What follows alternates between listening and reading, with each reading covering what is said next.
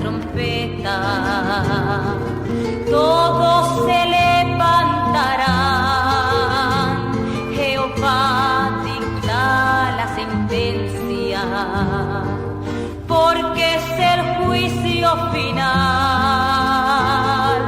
Ven, prepárate ahora, no desperdicies tu tiempo, que ya se aproxima la hora de la gloria o el infierno. Todos tenemos pecados que ahora podemos limpiar si a Dios vamos humillados con fe y con sinceridad.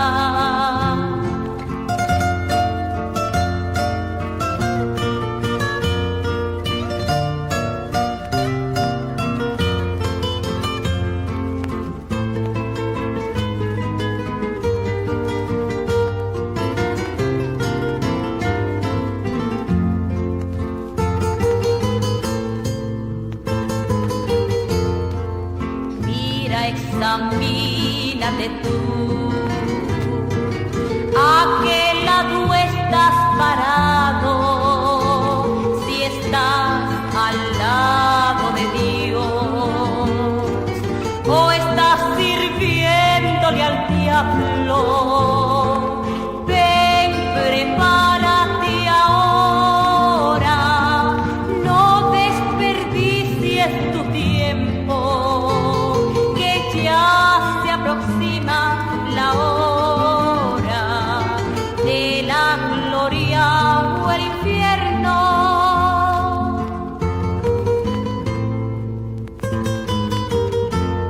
Lección número 9. Visión de la muerte de los culpables. Texto central. Pues también yo procederé con furor, no perdonará mi ojo ni tendré misericordia, y gritarán a mis oídos con gran voz y no los oiré. Ezequiel 8:18. Pensamiento central dice: Dios tiene misericordia, pero no contenderá para siempre. Y si el hombre no responde positivamente a Dios, éste se desentiende de él, deja que el desobediente a merced de lo que venga en contra suya.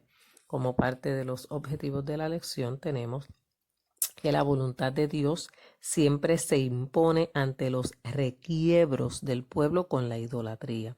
Dios siempre quiere que el hombre camine por la senda que Él le ha trazado, y no hacer la voluntad de Dios trae consecuencias nefastas para aquellos que se rebelan. El bosquejo de la lección es: llegaron los verdugos, Ezequiel 9 del 1 al 2. La chequina se retira al umbral del templo y se ordena marcar al remanente que será preservado de la destrucción. Comienza la ejecución. Ezequiel intercede para que la sentencia se mitigue, pero Jehová se mantiene firme en su decisión, y el encargado de marcar al remanente da su informe de lo ejecutado. En el capítulo 8 encontramos la descripción de la visión que tuvo Ezequiel, donde Dios le muestra las abominaciones de Israel contra Jehová. Esta abominación provoca a Jehová a ira, pues están haciendo contrario a lo que Jehová demanda. En el verso 18 del capítulo 8, Jehová anuncia al profeta y citamos: pues también yo procederé con furor, no perdonará mi ojo ni tendré misericordia, y gritarán a mis oídos con gran voz y no los oiré. Así que en los versículos en que nos ocuparemos en esta lección, Dios trae los verdugos que habrán de ejecutar la sentencia que Jehová ha emitido contra el pueblo desobediente y rebelde. Pero hay un remanente que se mantiene humillado ante Dios, gimiendo y clamando a Dios a causa de las abominaciones del pueblo.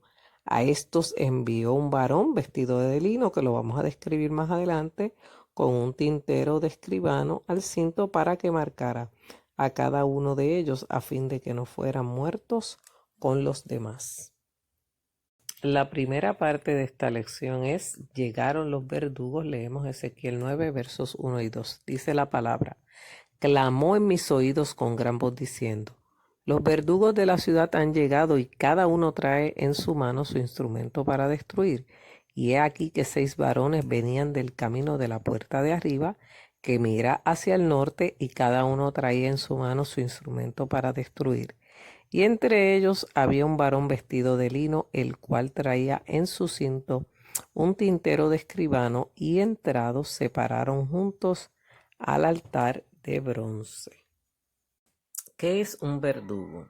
Un verdugo es un ejecutor de la justicia, es una persona cruel que viene con el fin de cumplir una sentencia. Mientras Ezequiel vivía la experiencia en el espíritu que le mostraba el Señor sobre la desobediencia del pueblo y las abominaciones que hacían dentro del templo, como lo vimos en la lección anterior, el Señor le dice a gran voz a sus oídos: los verdugos han llegado a la ciudad y cada uno trae en su mano su instrumento para destruir. Estos son varios ángeles en forma humana que han recibido la encomienda de devastar la ciudad. Preparados como ángeles destructores, ministros de la ira de Dios, cada uno con su instrumento para destruir, pudieran ser espadas, lanzas, etc. En el verso 2 señala que son 6 varones que vienen del camino de la puerta de arriba, la que mira al norte, con sus armas de destrucción en sus manos. Realmente venían cada uno por cada una de las puertas principales de Jerusalén. Con ellos venía también un varón vestido de lino que traía en su cintura un tintero de escribano. Aunque se dice que este varón estaba entre ellos, es notorio que no era uno de ellos. Iba vestido de lino como los sacerdotes y tenía a la cintura un tintero de escribano, un cuerno, como lo llevaban en la época los secretarios, los abogados y los fiscales de un tribunal. Este varón, piensan exégetas, que no era otro que Jesucristo preencarnado, dispuesto a salvar los suyos de la espada de la justicia divina. Como sacerdote va vestido de lino y como profeta lleva el tintero de escribano a la cintura. Así que en medio de los destructores está el mediador nuestro, que es Cristo, nuestro gran sumo sacerdote, para salvar al remanente de su pueblo. La segunda parte de la lección es la Shequina. Se retira al umbral del templo y se ordena marcar al remanente que será preservado de la destrucción. Seguimos leyendo los versos 3 y 4. Y la gloria del Dios de Israel se elevó de encima del querubín, sobre el cual había estado al umbral de la casa, y llamó Jehová al varón vestido de lino, que tenía a su cintura el tintero de escribano. Y le dijo Jehová: pasa por en medio de la ciudad, por en medio de Jerusalén, y ponles una señal en la frente a los hombres que gimen y que claman a causa de todas las abominaciones que se hacen en medio de ella. ¿Qué es la Shequina de Jehová?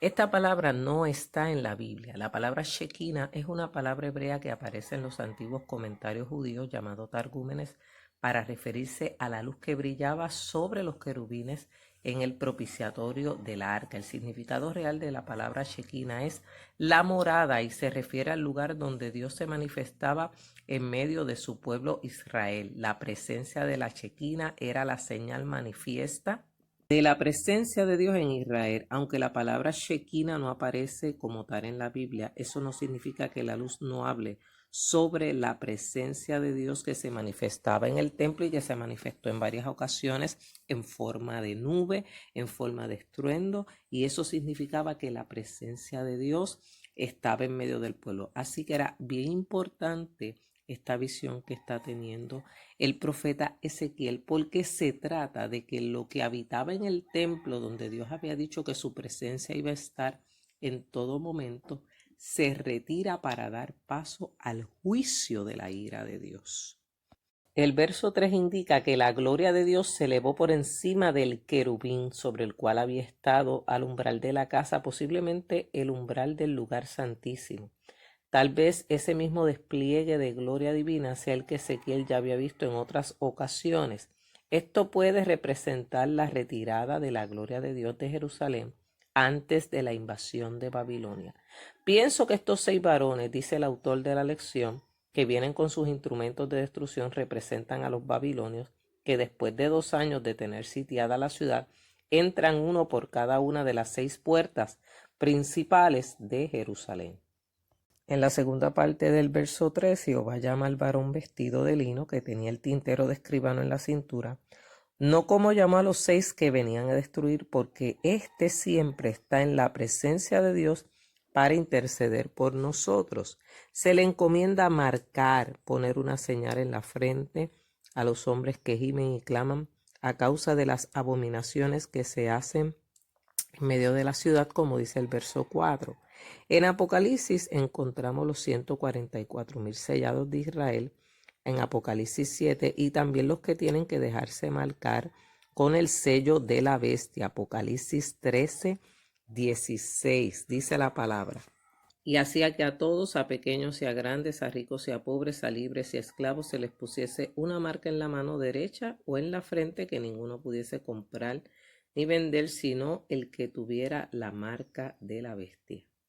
En todas las épocas de juicio Dios ha marcado a su pueblo. Lo hizo con el pueblo de Israel cuando les ordenó marcar el dintel de las puertas y lo hace con nosotros por medio del Espíritu Santo. Tenemos el sello de Dios, tenemos la presencia del Espíritu Santo, que es lo que nos separa del mundo, y ya Dios sabe quiénes son sus hijos.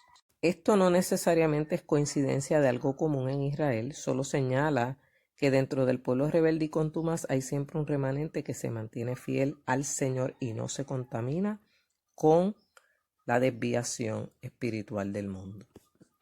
La tercera parte de esta lección comienza la ejecución. Leemos Ezequiel 9 del 5 al 7. Y a los otros dijo, oyéndolo yo, pasad por la ciudad en pos de él y matad.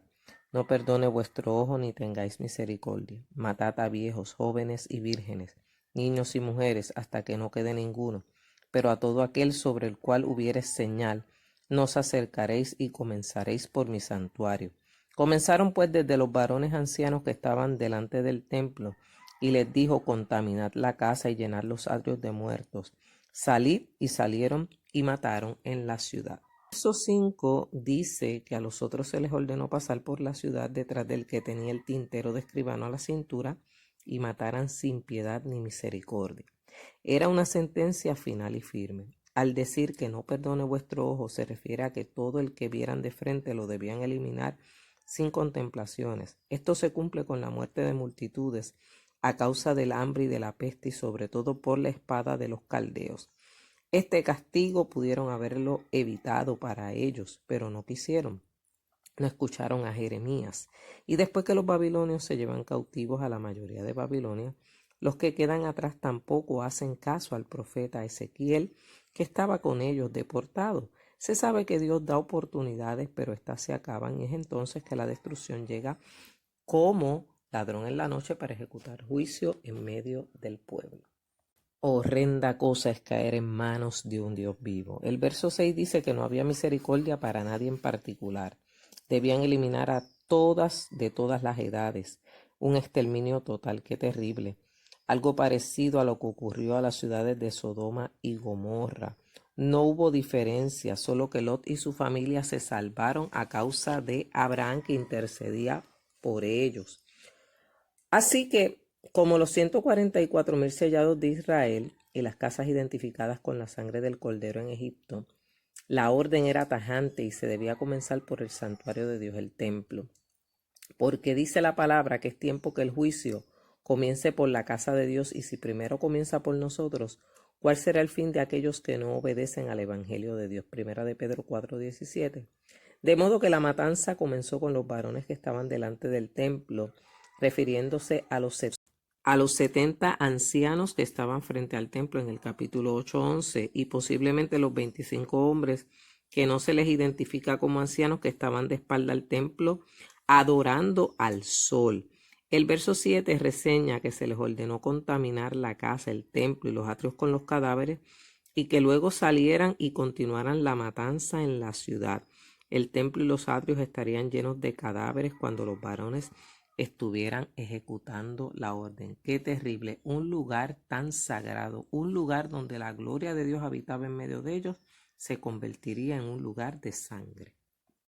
Cuarta parte de la lección. Ezequiel intercede para que la sentencia se mitigue, pero Jehová se mantiene firme en su decisión.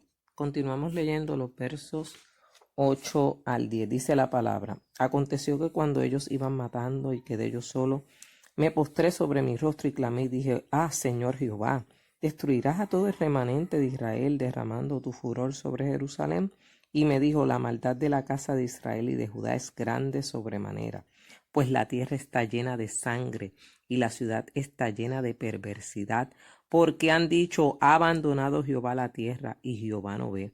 Así pues haré yo, mi ojo no perdonará ni tendré misericordia. Haré recaer el camino de ellos sobre sus propias cabezas. Cuando Ezequiel vio lo que estaba ocurriendo en la visión, procura interceder delante de Jehová para que mitigara o disminuyera del castigo. Dice el verso 8 que mientras ellos iban matando y él quedó solo, se postró sobre su rostro y clamó diciendo, Señor Jehová, destruirás a todo el remanente de Israel derramando tu furor sobre Jerusalén. Movido a compasión por sus compatriotas, se atrevió a interceder por ellos.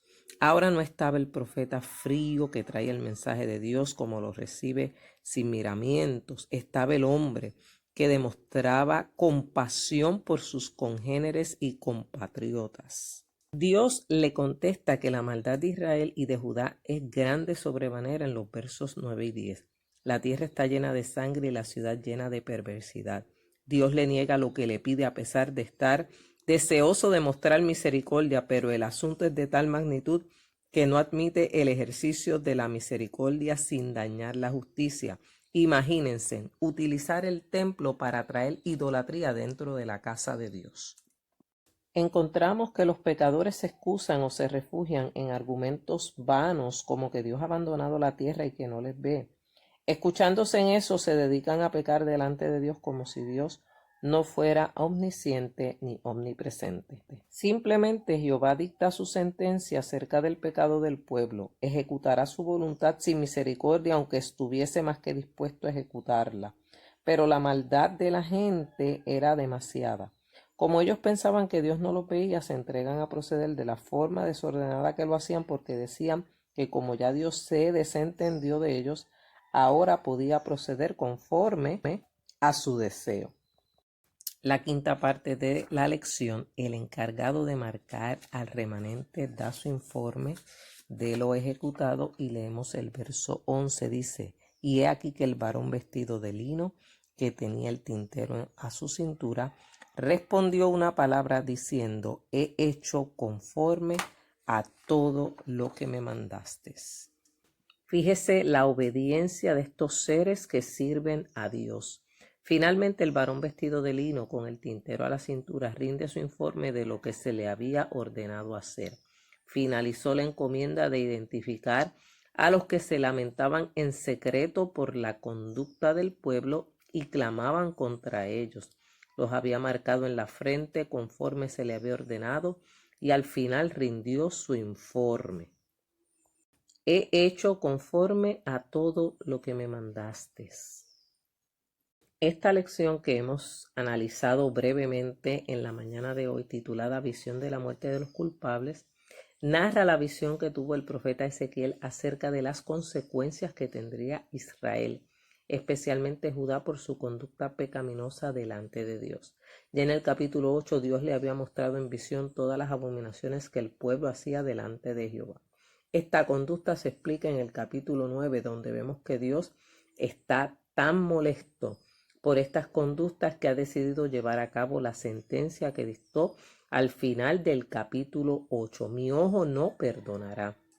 De modo que trae 6 varones, ángeles en forma o apariencia humana, para que ejecuten la orden de matar a todos.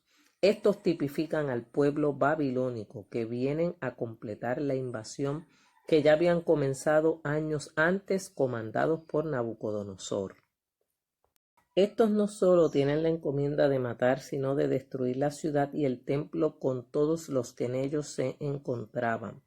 Pero con ellos llegó un varón vestido de lino, una personificación de Jesucristo, con un tintero a la cintura, al cual se le ordena que antes de la ejecución vaya e identifique a aquellos piadosos que claman a Dios por los pecados del pueblo, cosa que él hace.